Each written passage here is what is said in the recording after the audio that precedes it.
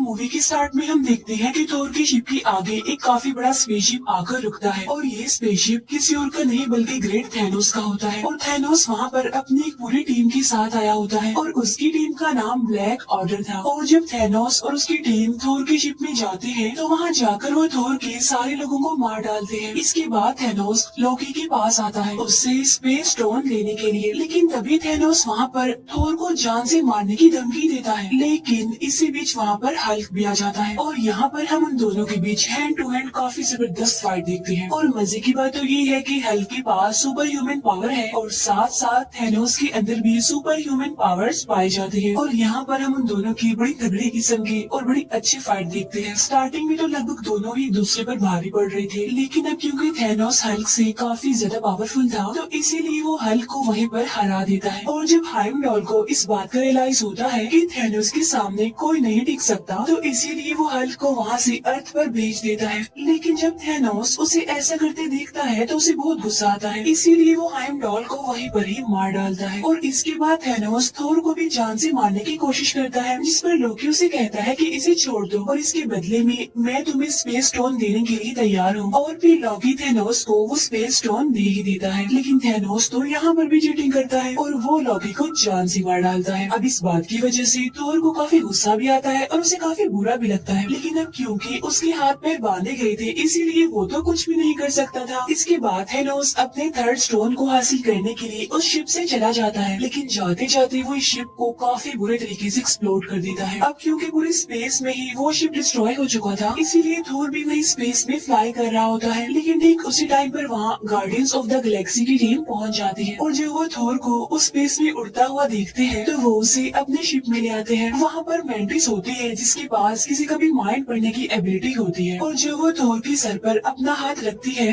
तो उससे पता चलता है कि ये काफी दुखी है, काफी पेन में है क्योंकि इसने बहुत सारे लोगों को खो दिया है। इसलिए इतनी ही देर में थोर की भी आँख खुल जाती है और यहाँ पर वो गार्डियंस ऑफ द गैलेक्सी को रिवील करता है कि थैनोस आ चुका है और अब वो इन्फिनिटी स्टोन्स के पीछे पड़ा हुआ है, जिसकी मदद से वो इस पूरी दुनिया को आधा आधा बांट सकता है। यहाँ पर थोर पीटर क्विल को अपनी हेल्प करने के लिए कहता है और वो कहता है कि अगर थैनोस के हाथों में सारे स्टोन्स लग गए तो वो पूरी ही दुनिया को डिस्ट्रॉय कर देगा, सब कुछ खत्म कर देगा। तो इसीलिए वो यहाँ पर अपनी दो टीम्स बना लेते हैं। एक टीम में तो थोर, रॉकेट और ग्रूट होते हैं, मीनवाइल दूसरी टीम में पीटर क्विल, गमोरा, नेबुला और ड्रैग्स हो जाते हैं। अब यहाँ पर थोर पीटर क्विल को कहता है कि जब तक मेरे पास मेरा हथियार यानी मेरा हैमर नहीं होगा तब तक मैं थैनोस का कुछ नहीं बिगाड़ सकता। तो इसीलिए उसे अपना हैमर लेने के लिए निडाविलियर जाना पड़ता है। दूसरी तरफ पीटर क्विल, गमोरा और नेबुला नोफेयर में पहुँच जाते हैं और ये वो जगह थी जहाँ पर दी कलेक्टर रहता था, क्योंकि कलेक्टर के पास ही थर्ड स्टोन यानी दी रियलिटी स्टोन था। इसके बाद हम देखते हैं कि हल्क को हाइमडॉल ने अर्थ पर भेज दिया था और जब वो अर्थ पर आता है तो वो न्यूयॉर्क सेंटर में आकर गिरता है, उस जगह पर जहाँ पर डॉक्टर स्ट्रेंज और वोंग थे। और जब हल्क उन दोनों को देखता है तो बताता है कि थैनोस आ गया है और अब हमें कोई नहीं बचा सकता। तब उसे इतना घबराया हुआ देखकर डॉक्टर स्ट्रेंज भी घबरा जाते हैं। इसके बाद डॉक्टर स्ट्रेंज ब्रूस बैनर यानी हल्क के साथ टोनी स्टार्क यानी आयरन मैन से हेल्प मांगने जाता है। वहाँ पहुँचकर ये दोनों टोनी स्टार्क को बताते हैं कि थैनोस आ गया है और वो इन्फिनिटी स्टोन्स के पीछे पड़ गया है, जिसकी वजह से पूरे यूनिवर्स और अर्थ को खतरा है और अगर उसने ये सारे स्टोन्स हासिल कर लिए तो हमारा ये अर्थ खतरे में पड़ सकता है। अब यहाँ पर मैं आपको इन स्टोन्स के बारे में थोड़ी सी डिटेल्स बता देती हूँ। पहले नंबर पर आता है पावर स्टोन। इसके अंदर ये पावर होती है कि ये किसी भी इंसान की पावर को कम भी कर सकता है और ज्यादा भी कर सकता है। सेकंड नंबर पर आता है स्पेस स्टोन। इसके अंदर ये पावर होती है कि ये किसी भी चीज को एक जगह से दूसरी जगह ट्रांसफर कर सकता है इजीली, जैसा कि स्पेस में ऐसा होता रहता है। थर्ड नंबर पर है दी रियलिटी स्टोन। अब इस स्टोन के अंदर ये पावर होती है कि किसी भी रियलिटी को बदल सकता है। इट्स मीन आप क्लाइमेट को अपनी मर्जी के मुताबिक चेंज कर सकते हैं।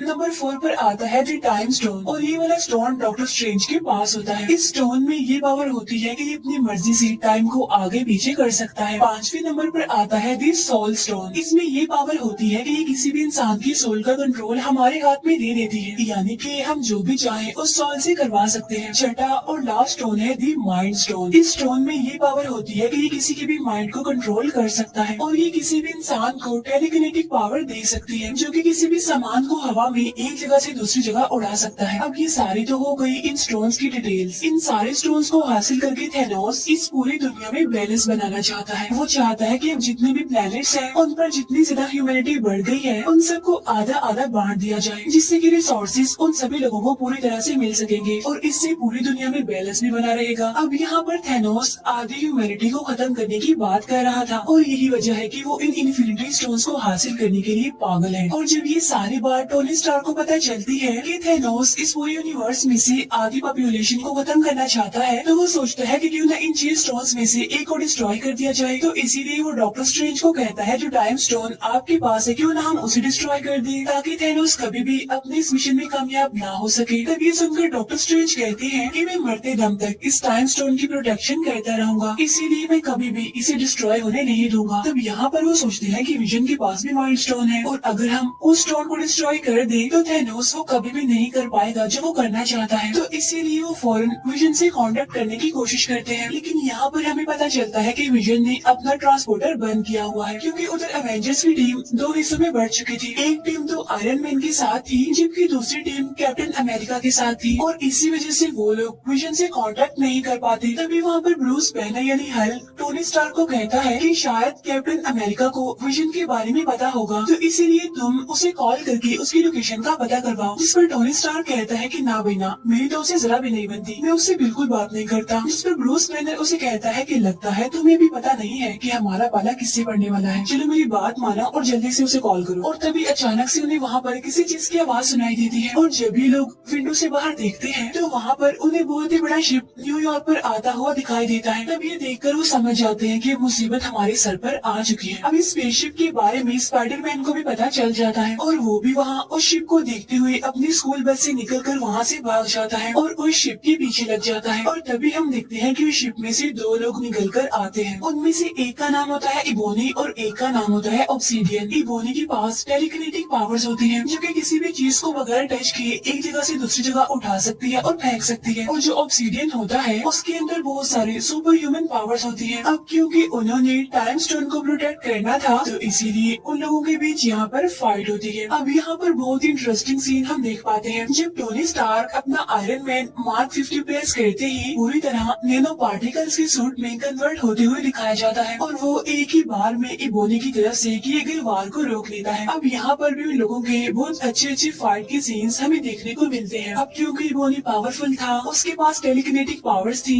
इसीलिए वो अपने काम को करने में कामयाब होता रहता है। इसके बाद वो टाइम स्टोन निकालने के लिए डॉक्टर स्ट्रेंज के पास पहुँच जाता है। अब क्योंकि टाइम स्टोन को डॉक्टर स्ट्रेंज के अलावा और कोई भी नहीं निकाल सकता था उनमें से, तो इसीलिए वो डॉक्टर स्ट्रेंज को अपने साथ अपने स्पेसशिप में ले जाता है वहाँ से। लेकिन वो ये नहीं जानता था कि उसके शिप में टोनी स्टार्क और स्पाइडरमैन भी एंटर हो गए हैं। इसके बाद हमें विजन दिखाया जाता है। अब क्योंकि थेनोस की टीम यानी ब्लैक ऑर्डर के पास उन सभी इन्फिनिटी स्टोन्स की एनर्जी की फ्लो को रीड करने की पावर होती है, तो इसीलिए पहले तो वो डॉक्टर स्ट्रेंज के पास जाते हैं टाइम स्टोन लेने के लिए और साथ ही विजन के पास ही माइंड स्टोन निकालने के लिए प्रॉक्सिमा मिडनाइट और कॉर्वस ब्लेड जाते हैं। अब यहाँ पर हमें दिखाया जाता है कि मैक्सिमा मिडनाइट और कॉर्वस ब्लेड उन दोनों यानी विजन और वोंडा से काफी ज्यादा पावरफुल होते हैं। अब यहाँ पर कॉर्वस ब्लेड के पास एक ऐसा ब्लेड होता है जो किसी भी इंसान की बॉडी में घुस सकता है और उसे काफी इंजर्ड कर सकता है, तो उसी ब्लेड का इस्तेमाल करते हुए वो विजन को इंजर्ड कर देता है, जिसकी वजह से वोंडा इस फाइट में अब अकेली रह जाती है।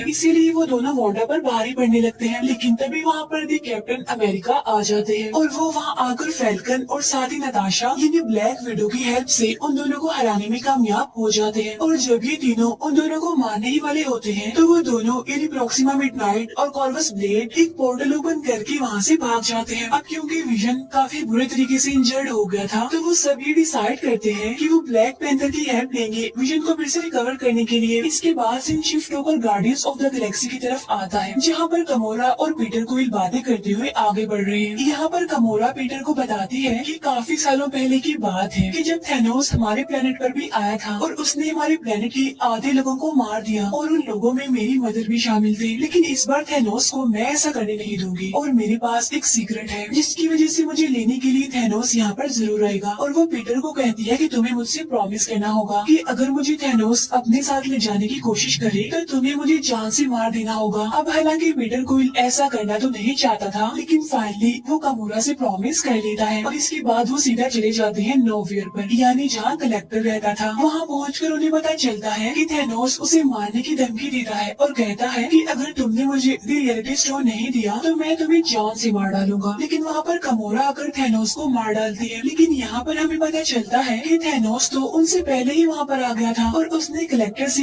रियलिटी स्टोन भी ले लिया था। और जो ये भी हमने देखा था वो असल में थैनोस ने एक एक्स्ट्रा एंटिटी क्रिएट की थी सिर्फ कामोरा को अपने ट्रैप में फंसाने के लिए। जब पीटर क्विल को ये बात पता चलती है कि थैनोस कामोरा को अपने साथ ले जाने वाला है तो वो कामोरा को अपनी गन से शूट करने की कोशिश करता है, लेकिन थैनोस उसकी गन में से बुलेट्स की बजाय बबल्स बना देता है। इसके बाद वो कामोरा को वहाँ से लेकर निकल जाता है। इसके बाद हमें उसी बड़ी सी स्पेसशिप का सीन दिखाया जाता है, यानी जो न्यूयॉर्क में आई थी, जहाँ पर इबोनी डॉक्टर स्ट्रेंज के साथ होता है। लेकिन अब क्योंकि उस स्पेसशिप में हमारे आयरन मैन और स्पाइडर मैन भी होते हैं तो इसीलिए वो कुछ मुश्किलात का सामना करने के बाद डॉक्टर स्ट्रेंज को बचा ही लेते हैं। साथ साथ वो इबोनी को स्पेस में मरने के लिए छोड़ देते हैं। अब यहाँ पर उन लोगों के बीच डिस्कशन होने लगती है। अब यहाँ पर टोनी स्टार्क डॉक्टर स्ट्रेंज को कहते हैं कि मैं थैनोस को इस टाइम स्टोन के लिए अर्थ पर लाकर बहुत सारे लोगों को मरने नहीं दे सकता और अगर वो ये टाइम स्टोन लेना चाहता है तो उससे लड़ने के लिए हमें उसे कहीं और बुलाना पड़ेगा। अब क्योंकि थैनोस टाइटन प्लेनेट से आया था तो इसीलिए वो लोग टाइटन प्लेनेट पर जाकर थैनोस से लड़ने का डिसाइड करते हैं। इसके बाद हमें थैनोस और कामोरा दिखाए जाते हैं जो कि दोनों वॉर में होते हैं, जहाँ पर उनकी मुलाकात होती है रेड स्कल से। यहाँ पर हमें रेड स्कल सोल स्टोन का गेट कीपर दिखाया गया है। यहाँ पर थैनोस रेड स्कल से पूछता है कि सोल स्टोन को कैसे हासिल किया जाता है। तब रेड स्कल थैनोस को बताता है कि सोल स्टोन सारे स्टोन्स में से सबसे ज्यादा पावरफुल है, लेकिन इस स्टोन को हासिल करने के लिए हमें किसी को सेक्रीफाइस करना पड़ता है क्योंकि वो एक सोल स्टोन है, इसीलिए सोल के बदले सोल, यानी सोल स्टोन को हासिल करने के लिए एक जान की कुर्बानी। और यहाँ पर थैनोस अपनी बेटी कामोरा को सेक्रीफाइस कर देता है और यहाँ पर अब उसके पास चौथा स्टोन यानी सोल स्टोन भी आ जाता है। इसके बाद हमें थोर, ग्रूट और रॉकेट दिखाए जाते हैं जो कि एक ऐसे एरिया में पहुँचते हैं जहाँ पर छोटे लोग यानी बोने रहते हैं, क्योंकि बोने ही तो सबसे अच्छे वेपन्स बना सकते हैं। यहाँ पर हम ये जान पाते हैं कि जब उन बोनों ने थोर का वेपन यानी हथौड़ा बनाया था तो थैनोस ने उस जगह के सारे भट्टियों को भी डिस्ट्रॉय कर दिया था और साथ साथ उन सभी बोनों में से सिर्फ एक को ही वहीं पर जिंदा छोड़ दिया था। और जब थोर को ये बात पता चलती है तो वो उनमें से एक बोने को उसकी हेल्प करने के लिए कहता है, जिस पर वो बोना कहता है कि सॉरी मैं तुम्हारी हेल्प नहीं कर सकता क्योंकि अगर मैंने ऐसा किया और थैनोस को पता चल गया तो वो मुझे और इस पूरे प्लेनेट को डिस्ट्रॉय कर देगा। लेकिन जब थोर उसे ये कहता है कि अगर मुझे मेरा हैमर मिल गया तो मैं थैनोस को जरूर हरा दूंगा, तब ये बात सुनकर फाइनली वो बोना थोर की हेल्प करने के लिए एग्री हो जाता है। इसीलिए अब वो एक नए वेपन को बनाने के लिए तैयारी करने लगते हैं। लेकिन यहाँ पर उन्हें पता चलता है कि हैमर बनाने के लिए जो मेटल उनको चाहिए उस मेटल को पिघलाने के लिए जिस एनर्जी की जरूरत है वो सिर्फ सूरज से मिलेगी। लेकिन सूरज की पावर इतनी ज्यादा तेज है कि अगर उसे डायरेक्ट उस मेटल पर लगाया जाए तो वो पूरा का पूरा मेटल ही डिस्ट्रॉय हो जाएगा और इसीलिए बीच में एक फिल्टर लगाना बहुत ही जरूरी है। लेकिन जब वो उस फिल्टर को यूज कर रहे होते हैं तो वो एकदम से बीच में से टूट जाता है। लेकिन यहाँ पर थोर उस बोने को कहता है कि अब इसके बीच का फिल्टर मैं बनूंगा और तुम बस अपना काम जारी रखो। और ये काफी अच्छा सीन होता है कि जब थोर उस एनर्जी सोर्स के बीच ऐसा फिल्टर खड़ा हुआ था सिर्फ और सिर्फ अपने उस वेपन यानी हथौड़े को हासिल करने के लिए, और फाइनली वो अपने उस वेपन को हासिल कर ही लेता है। लेकिन जब वो वेपन तैयार होता है तो पता चलता है कि उसमें लगाने के लिए हैंडल तो है ही नहीं। लेकिन तभी वहाँ ग्रूट आता है और वो अपना एक हाथ हैमर के अंदर फिट कर देता है और तब जाकर फाइनली एक जबरदस्त हथियार तैयार हो जाता है। और ये वाला वेपन थोर की पिछले वेपन से काफी ज्यादा पावरफुल और अपडेटेड था। इसके बाद सीन शिफ्ट होकर टोनी स्टार्क, स्पाइडरमैन और डॉक्टर स्ट्रेंज पर जाता है जो कि तीनों अब टाइटन प्लेनेट पर आ चुके हैं। अब क्योंकि यहाँ पर नेब्यूला ने मैंटिस को मैसेज किया होता है कि हमें टाइटन प्लेनेट पर तुम्हारी जरूरत है, तो इसीलिए पीटर क्विल, मैंटिस और ड्रैक्स वहाँ पर पहुँच जाते हैं। अब यहाँ पर हमें पता चलता है कि डॉक्टर स्ट्रेंज थैनोस के आने से पहले फ्यूचर को देखने लगता है और वो देखता है कि कितनी पॉसिबिलिटीज हैं कि हम थैनोस से जीत सकते हैं, जिनमें वो दिखता है कि सिर्फ एक पॉसिबिलिटी है जिसमें कि वो थैनोस से जीत सकते हैं। और ठीक उसी टाइम पर हम वहाँ पर थैनोस को देखते हैं जो कि टाइटन प्लेनेट पर डॉक्टर स्ट्रेंज से टाइम स्टोन को लेने के लिए पहुँच चुका था। इसके बाद हमें कैप्टन अमेरिका,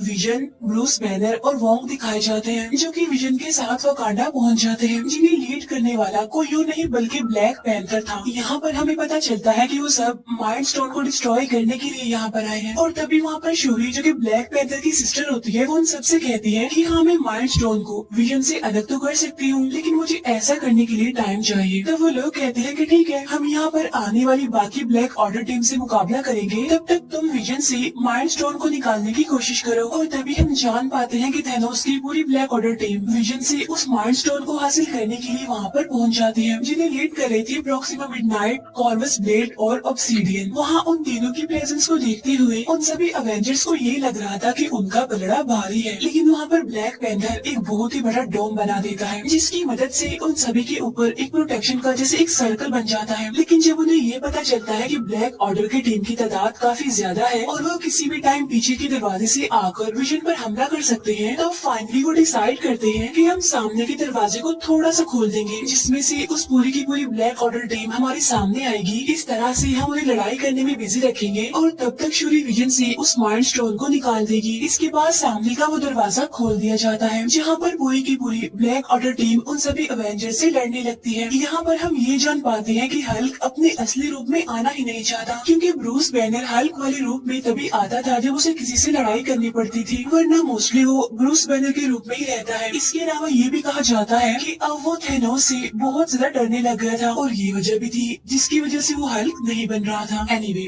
वो ऐसे ही इस लड़ाई में शामिल हो जाता है और यहाँ पर हमें इस मूवी की सबसे बड़ी फाइट दिखाई जाती है जो कि अवेंजर्स और ब्लैक ऑर्डर के बीच चल रही थी। और ये पूरी की पूरी फाइट सच में बहुत कमाल है। और फाइनली ब्लैक ऑर्डर टीम के तीनों कमांडर यानी प्रॉक्सिमा मिडनाइट, कॉर्वस ब्लेड और ऑब्सीडियन जो कि इस टीम को लीड कर रही थी, वो यहाँ पर मारे जाते हैं। साथ साथ अवेंजर्स विजन को भी इस लड़ाई में शामिल कर लेते हैं। और तभी यहाँ पर हमारे एक और हीरो थॉर की भी एंट्री हो जाती है। जैसे उसकी एंट्री होती है वो जोर से चिल्लाता है, कहाँ है थैनोस। तब उसकी आवाज सुनकर ब्लैक ऑर्डर की सारी टीम काफी डर जाती है। यहाँ पर थोर भी उन सबको मारते हुए आगे बढ़ जाता है। इसके बाद हम थैनोस को देखते हैं जो कि गार्डियंस ऑफ द गैलेक्सी की team Tony Stark, Doctor Strange और स्पाइडरमैन के साथ लड़ रहा होता है।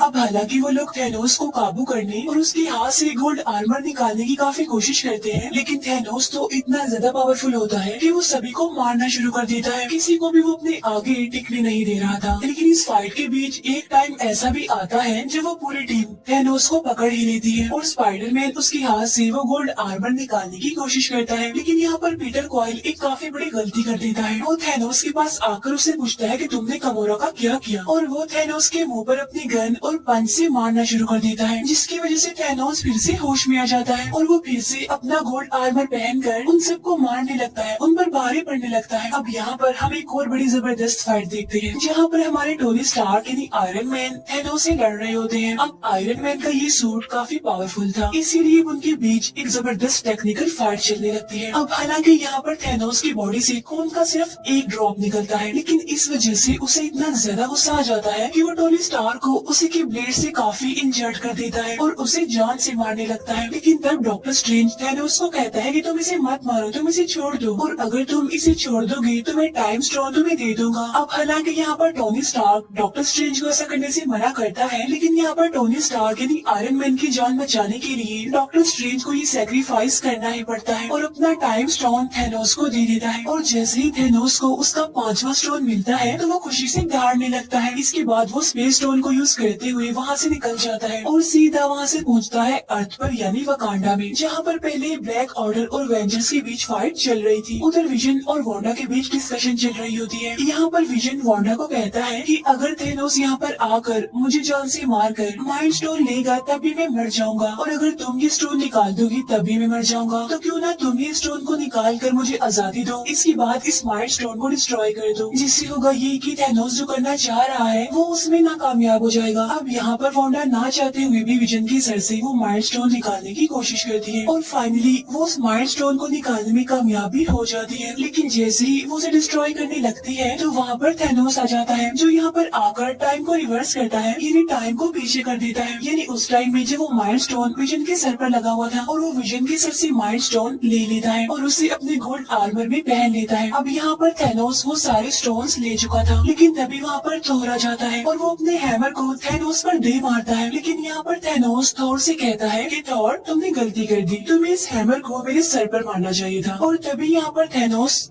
चुटकी बजाता है, जिससे पूरा यूनिवर्स, पूरा अर्थ दो हिस्सों में बढ़ जाता है। इसके बाद सीन शिफ्ट होकर सोल वर्ल्ड में आता है, जहाँ पर थैनोस खुद को बिल्कुल अकेला पाता है और उसके सामने एक छोटी गमोरा होती है, यानी जब वो छोटी थी। और यहाँ पर वो अपने फादर थैनोस से पूछती है कि डैडी डू इट, जिस पर थैनोस कहता है कि यस। फिर छोटी गमोरा पूछती है कि आपने क्या खोया, जिस पर थैनोस कहता है कि सब कुछ। इस फाइट में उसने इन्फिनिटी स्टोन्स को हासिल करने के लिए अपना सब कुछ खो दिया, क्योंकि वो गमोरा को बहुत प्यार करता था। लेकिन अनलकीली अब वो उसकी लाइफ में नहीं थी। इसके बाद थैनोस वापस से रियल वर्ल्ड में आ जाता है, जहाँ पर उसके सामने थोर और बाकी सारे एवेंजर्स होते हैं। लेकिन अब क्योंकि उसके पास सारे स्टोन्स थे, इसीलिए वो स्पेस स्टोन की मदद से खुद को टेलीपोर्ट करके कहीं और चला जाता है। लेकिन वहाँ पर बचता है तो सिर्फ राख, और पूरे यूनिवर्स में से, पूरे अर्थ में से आधी पॉपुलेशन कम होने लगती है। हर कोई वहाँ से राख बनकर गायब होता जा रहा था। इसके बाद हम थैनोस को देखते हैं, जो कि एक हट में था, जो कि काफी खुश था, क्योंकि फाइनली वो अपने मिशन में सक्सेसफुल हो गया था। उसने पूरी दुनिया की आधी पॉपुलेशन को खत्म कर दिया था। इसके बाद हम मारिया हिल और निक को देखते हैं, जो कि गाड़ी में बैठकर कहीं पर जा रहे थे, लेकिन तब वो भी वहाँ से गायब होना शुरू हो जाते हैं। और यहाँ पर निक अपनी पॉकेट से एक छोटी सी डिवाइस निकालता है और वो किसी को मैसेज करता है। और जब उसके गायब होने के बाद हमें वो डिवाइस दिखाई जाती है, जिससे हमें पता चलता है कि उसने वो मैसेज कैप्टन मार्वल को भेजा है। और इसी के साथ ही मूवी यहीं पर